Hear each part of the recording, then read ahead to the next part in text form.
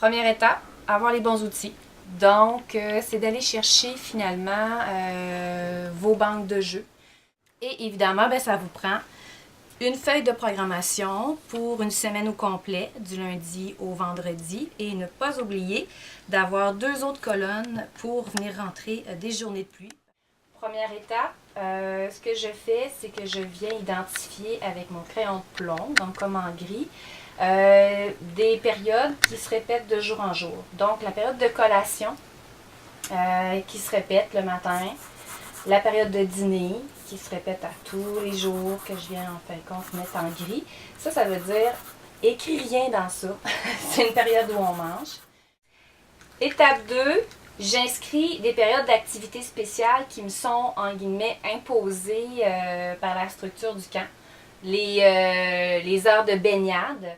Autre chose aussi, des fois, certains camps de jour fonctionnent avec des spécialistes, des moniteurs qui sont spécialisés soit pour faire des ateliers de bricot, soit faire des ateliers scientifiques, des ateliers de sciences nature aussi.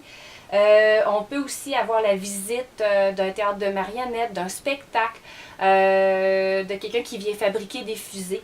Alors là, c'est le temps de les indiquer, ça ne bouge pas. Étape 3, on y va avec les incontournables. C'est des choses qui reviennent à chaque jour, qui est important de faire.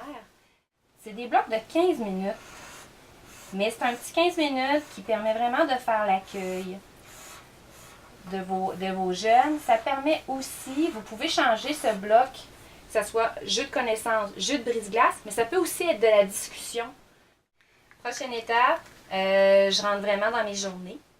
On essaie de rendre finalement notre programmation la plus pizza.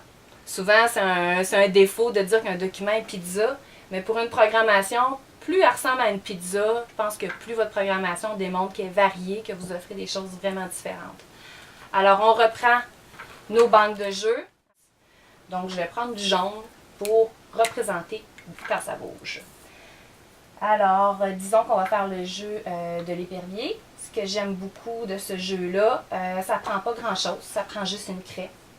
Alors, ce que je fais, c'est que je marque. Je sais que c'est jaune. Ça peut être la référence de la couleur de votre cahier. Donc, moi, je sais que jaune, c'est plus sportif. Je vais jouer à l'épervier. J'indique le numéro de la page. Page 47.